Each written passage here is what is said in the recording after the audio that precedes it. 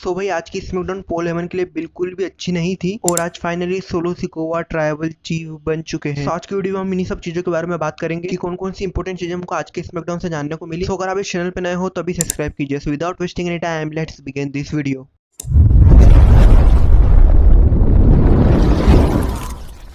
आज की स्मैकडाउन की स्टार्टिंग हमको पूरी ब्लड लाइन की तरफ से देखने को मिलती है, जिसमें फिलहाल तो अभी जेकब फाटू ब्लड लाइन के साथ नहीं आए थे और साथ ही साथ पॉल हेमन भी बैकस्टेज सोलो सिकोवा से पूछ रहे थे कि जेकब फाटू कहाँ है। इस पे सोलो सिकोवा ने तो कुछ जवाब नहीं दिया और वो सीधा अरीना के अंदर आ जाते हैं। और जैसे ही पूरी ब्लड लाइन मिलकर रिंग की तरफ अपने कदम बढ़ा ही रही होती है तभी हमको पीछे से Randy Orton, Kevin Owens and Cody Rhodes से देखने को मिलते हैं, जो कि पूरी ब्लड लाइन पर अटैक करना स्टार्ट कर देते हैं। और ये तीनों ही सुपरस्टार मिलकर हमको पूरी ब्लड लाइन को डोमिनेट करते हुए नजर आते हैं, जिसमें कोडी रोड्स सोलो सिकोवा को संभालते हैं और रैंडी ऑर्टन टामा टोंगा पे अटैक कर रहे होते हैं और केविन ओवेंस ने तो फेंस के बीच टांगा लोआ टेबल के ऊपर बहुत ही ऊंचाई से एक तगड़ा स्प्लैश लगा देते हैं। और फिर ये तीनों ही सुपरस्टार रिंग के अंदर आ जाते हैं और आज हमको ये तीनों ही सुपरस्टार बहुत ही एग्रेसिव मूड में नजर आते हैं। और तभी हमको वहाँ निकोल्डिस बहुत ही सारे सिक्योरिटी गार्ड के साथ निकलते हुए नजर आते हैं, जिसको सबसे पहले तो रैंडी ऑर्टन एक आरक्यू लगा देते हैं। उसके बाद ये तीनों ही सुपरस्टार मिलकर सारे सिक्योरिटी गार्ड को रिंग से बाहर निकाल देते हैं। और उसके बाद कोडी रोड्स माइक पे बोलते हैं कि कैसे मेरे साथ एक मेरा सबसे अच्छा दोस्त केविन ओवेंस और 14 time world champion the legend killer Randy Orton मेरे साथ है और हम तीनों मिलकर मनी इन द बैंक में पूरी ब्लड लाइन को खत्म कर देंगे। सो ये सेगमेंट बेसिकली इनके मनी इन द बैंक की मैच को हाइप करने के लिए था। और उसके बाद निकोल्डिस बहुत सारी पुलिस को ले आती है और इन तीनों ही सुपरस्टार को इस अरीना से बाहर ही भेज देती है। सो अब ये तीनों ही सुपरस्टार हमको आज की स्मैकडाउन पे नहीं दिखने वाले थे। नेक्स्ट हमको शो पे एक ट्रिपल थ्रेट मैच देखने को मिलता है और the women's money in the bank के क्वालिफिकेशन के लिए Jade Cargill versus Tiffany versus Candice LeRae के बीच में। अगर मैं बात करूँ इस मैच की तो स्टार्टिंग में टिफिनी एंड कैंडिस लेरे मिलकर जेट कारगिल पे अटैक करने लग जाती है और फिर ये दोनों ही सुपरस्टार मिलकर हमको जेट कारगिल पे अटैक करती हुई नजर आती है। पर बाद में जेट कारगिल कमबैक करती है और इन दोनों ही सुपरस्टार पे अटैक करना स्टार्ट कर देती है। और साथ ही साथ Nia Jax and Bianca Blair भी इस मैच के बीच में रिंग साइड पे आ जाती है और नाया जैक्स जेट कारगिल पे अटैक करने जा ही रही होती है, बट तभी पीछे से वहाँ बियांका ब्लेयर उनको रोक लेती है। बट तभी हमको एंडी हार्टवेल भी दिखाई देती है जो कि जेट कारगिल पे पीछे से अटैक कर देती है और इसका फायदा टिफनी रिंग में उठाती है और कैंडिस लेरे को अपना फिनिशिंग मूव लगा के इस मैच को जीत जाती है और वो क्वालिफाई कर चुकी है women's money in the bank के लिए। और बाद में नाया जैक्स भी टिफनी का हैंड रेस करती हुई नजर आती है। नेक्स्ट हमें शो पे एक और ट्रिपल थ्रेट मैच देखने को मिलता है जो कि इस बार men's money in the bank के क्वालिफिकेशन के लिए होता है। Logan Paul versus LA Knight versus Santos Escobar के बीच में। और इस मैच में Logan Paul and LA Knight दोनों के ही साथ एक बंदे होते हैं जो कि इस मैच को रिंग साइड पे देख रहे होते हैं। सो अगर मैं बात करूँ इस मैच की तो ये एक बहुत ही बढ़िया मैच होता है जिसमें हमको तीनों ही सुपरस्टार की तरफ से एक अच्छी परफॉर्मेंस देखने को मिलती है। और मैच के स्टार्टिंग में लोगन पॉल और सेंटोस एस्कोबार मिलकर एले नाइट पे अटैक करते हुए नजर आते हैं पर बाद में जाके ये दोनों सुपरस्टार भी एक दूसरे पे अटैक कर देते हैं और साथ ही साथ ये मैच हमको थोड़ा सा लंबा देखने को मिलता है। बट अगर मैं बात करूँ इस मैच के एंडिंग की तो लोगन पॉल जो अपने साथ एक बंदा लाते हैं उसको ब्रास नकल लाने के लिए बोलते हैं तो वो लेके लोगन पॉल को दे ही रहा होता है। पर तभी हमको जो एक और बंदा जो रिंग साइड पे इस मैच को देख रहा होता है इन दोनों के बीच में एक ब्रॉल देखने को मिल जाती है जिससे लोगन पॉल डिस्ट्रैक्ट हो जाते हैं और एंड में एले नाइट लोगन पॉल को रोल अप के थ्रू इस मैच को जीत जाते हैं और साथ ही साथ वो क्वालिफाई कर चुके हैं मनी इन द बैंक के लिए। बट मैच के खत्म होने के बाद हमको इन चारों ही सुपरस्टार के बीच एक रिंग में इंस्टेंट टॉल देखने को मिलता है जिसमें स्टार्टिंग में तो एले नाइट अकेले होते हैं बट बाद में जो उनका बंदा होता है वो स्टील चेयर ले आता है और बाद में जाके हमको ये दोनों ही सुपरस्टार रिंग में इंस्टेंट टॉल करते हुए नजर आते हैं और लोगन पॉल और उसका बंदा वहां से कल्टी मार लेते हैं। नेक्स्ट हमें शो पे एक और ट्रिपल थ्रेट मैच देखने को मिलता है जो कि इस बार होता है women's money in the bank के क्वालिफिकेशन के लिए Blair Davenport versus Naomi versus Indi Hartwell के बीच। तो अगर मैं बात करूँ इस मैच की तो यहाँ भी स्टार्टिंग पे Blair Davenport and Indi Hartwell मिलके नियोमी पर अटैक करते हुए नजर आते हैं बट बाद में जाके ये दोनों भी एक दूसरे पर अटैक कर ही देते हैं और फिर जाके हमको इन तीनों ही सुपरस्टार के बीच एक इक्वल मैच देखने को मिलता है जिसमें हमको नियोमी की तरफ से अच्छे हाई फ्लाइंग मूव भी देखने को मिल रहे थे। बट अगर मैं बात करूँ इस मैच के एंडिंग की तो ये मैच भी अच्छा चल ही रहा होता है बट तभी हमें यहाँ जेट कारगिल की इंटरफेरेंस देखने को मिलती है जो कि इस बार इंडी हार्टवेल पे अटैक करने के लिए आ जाती है बिकॉज इंडी हार्टवेल ने भी बियांका ब्लेयर पे इससे पहले अटैक कर दिया था। तो इस बार इन सब चीजों का फायदा नियोमी उठाती है और वो ब्लेयर डेवनपोर्ट को अपना फिनिशिंग मूव लगा के इस मैच को जीत जाती है और साथ ही साथ वो भी क्वालिफाई कर चुकी है women's money in the bank के लिए। एंड नेक्स्ट हमें आज के शो का मेन इवेंट देखने को मिलता है जो कि होता है ब्लड लाइन की एक्नॉलेजमेंट सेरेमनी जिसमें इस बार हमको Randy Orton, Kevin Owens and Cody Rhodes की तरफ से इंटरफेरेंस देखने को नहीं मिलने वाली बिकॉज निकोल्डिस ऑलरेडी ही इन तीनों सुपरस्टार को अरीना से बाहर भेज देते हैं। तो अगर मैं बात करूँ इस सेगमेंट की तो स्टार्टिंग में तो पॉल हेमन अपने आप को इंट्रोड्यूस करते हैं और माइक पे कुछ आगे बोलने जा ही रहे होते हैं बट तभी सोलो सिकोवा उनसे माइक देने के लिए बोलते हैं और फिर वो माइक पे बोलते हैं कि इससे पहले हम किसी और चीजों के बारे में बात करें मैं आपको इंट्रोड्यूस कराना चाहता हूँ the newest member of the blood line समोवन werewolf जो कि है मेरा इन्फोर्सर